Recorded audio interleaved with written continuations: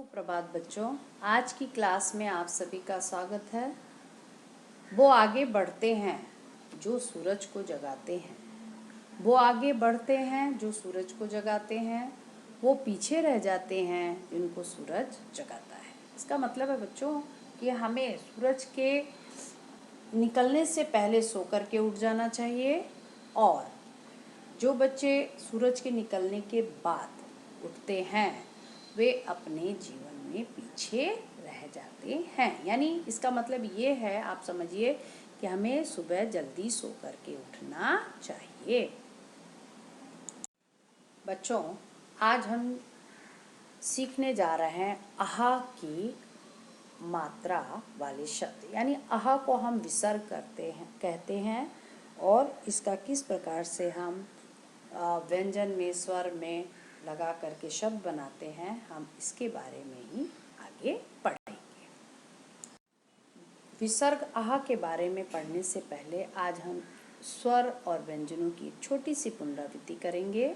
बच्चों, अभी तक आप लोगों ने स्वर 11 स्वर होते हैं और स्वरों की ही मात्राएं होती हैं, और इन सारी मात्राओं को अ आ इ ई उ ऊ री ए ऐ ओ औ, इन सारी मात्राओं को आप लोग सीख चुके हैं।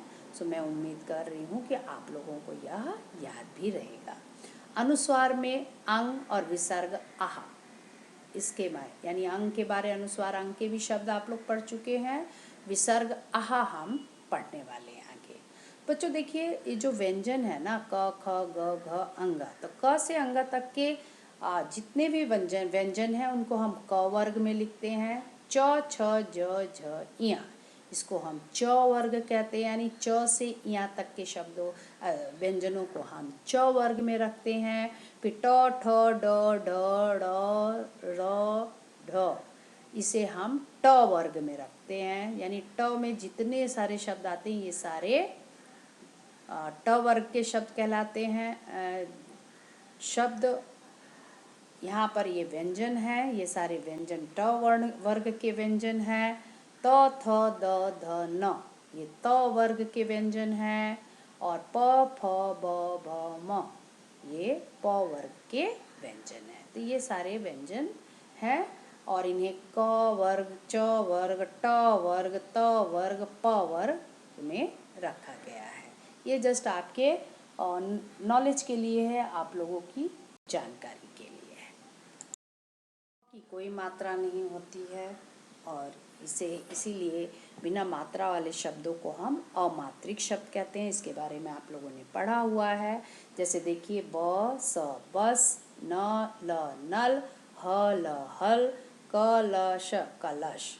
इस प्रकार से बच्चों हम अमात्रिक शब्दों की अभी हम पुनरावृत्ति किए। अब हम आ की मात्रा वाले शब्दों की पुनरावृत्ति करेंगे। जैसे पहला शब्द है छाता, अनार, बालक, टमाटर, चरखा, दवात, हाथ, नाव। इस प्रकार से बच्चों ये सारे आ की मात्रा वाले शब्द हैं। छोटी ई और बड़ी ई की मात्रा वाले शब्द, दिन, गिन, सिर, फिर, दिल, मिल, रवि, कभी, किला, मिला।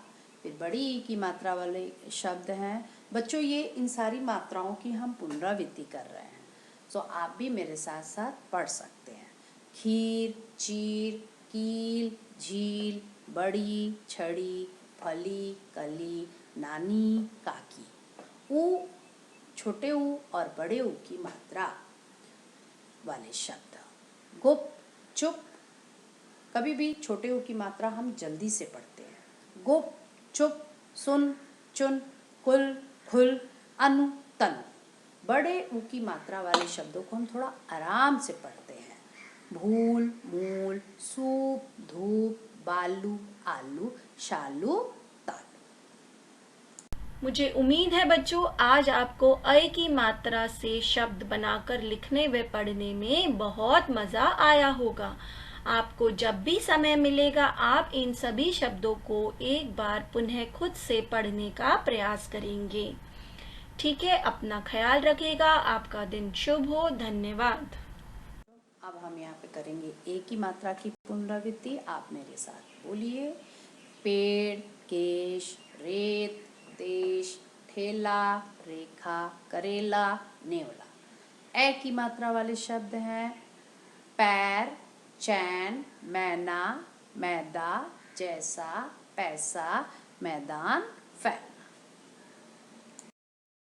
ओ की मात्रा के शब्दों की पुनरावृत्ति है, जैसे डोर, घोड़ा, मोटर, मोर, गोल, झोला, ढोलक, मोती, तोता, थोड़ा, कटोरी, मोटर, छोला, डोना, रसोई, गोटा, सोच, दोना, जोकर, गोपी, डोसा, बोना, ओट, गोभी।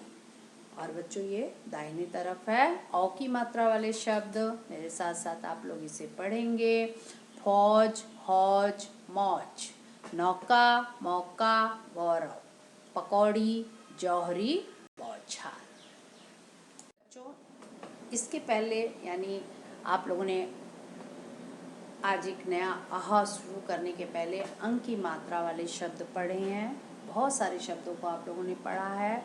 इसे हम जस्ट एक पुनरावृत्ति इसकी अंक की मात्रा वाले शब्दों की कर रहे हैं।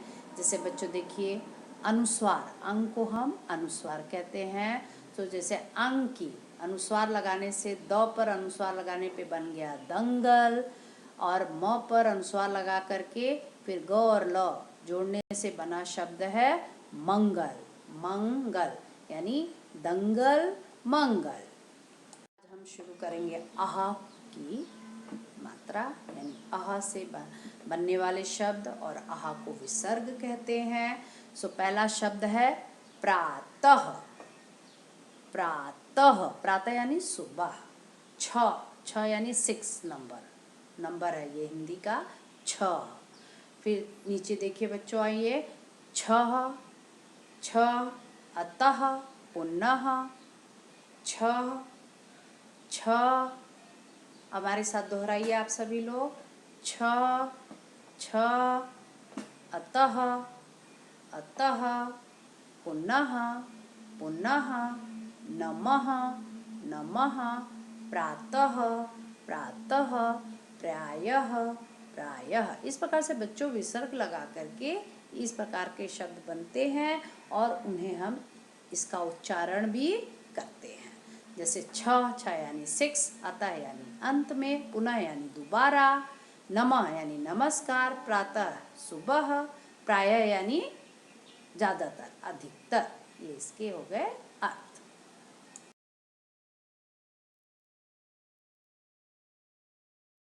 बच्चों आह की मात्रा वाले कुछ और शब्द एक बार हम वापस पढ़ेंगे। पहला शब्द है प्रातः, प्रातः, अतः, अतः, तपः, तपः, पुनः, पुनः, स्नेह, स्नेह, नमः, नमः, प्रायः, प्रायः, दुख, दुख। देखिए दुख में बीच में लगा हुआ है विसर्ग। मूलतः, मूलतः, फलतः, फलतः। तो इस प्रकार से बच्चों और भी शब्द बनते हैं जिसमें आप प्रातः यानी सुबह, अतः यानी अंत में, तपः यानी तप, तपस्या से संबंधित है, पुनः यानी दोबारा, शनय मतलब धीरे, नमः नमस्कार, प्रायः यानी अधिकतर, दुख यानी दुख, तकलीफ, मूलतः यानी मूल रूप से, फलतः यानी फलित रूप से। तो इस प्रकार से बच्चों ये ज़्यादातर ये सारे शब्द जो हैं संस्कृत में आपको मिलेंगे और हिंदी में भी मिलेंगे, लेकिन कम मिलेंगे। संस्कृत में विसर्ग का प्रयोग ज़्यादा किया जाता है। जो यह लेखन कार्य है इसे आप सभी लोगों को अपनी हिंदी नोटबुक में लिख लेना है। एक ही बार लिखना है, बट हाँ बच्चों याद रखिए आपकी हैंडराइटिंग सुंदर होनी चाहिए और एक लाइन छोड़ करके आप लिखेंगे। सिंगल लाइन जो नोटबुक है उसमें एक लाइन छोड़ेंगे और फिर लिखेंगे। एक लाइन लिखना है, फिर छोड़ना है, फिर लिखना है, फिर छोड़ना है, फिर लिखना है, फिर छोड़ना है। इस प्रकार से लाइन छोड़ छोड़ करके आपको लिखना है। हैंडराइटिंग सुंदर होनी चाहिए, सुंदर सुंदर लिखिए और साथ में आप लोग इसे ये भी गलती भी मत करिएगा, यानी गलत भी हमें नहीं लिखना है, सही सही लिखना है सुलेख। सो मैं उम्मीद कर रही हूँ हमारे बच्चे पूरा काम कर लेंगे और अच्छी तरह से पाठ समझ भी लिए होंगे। सो बहुत बहुत धन्यवाद।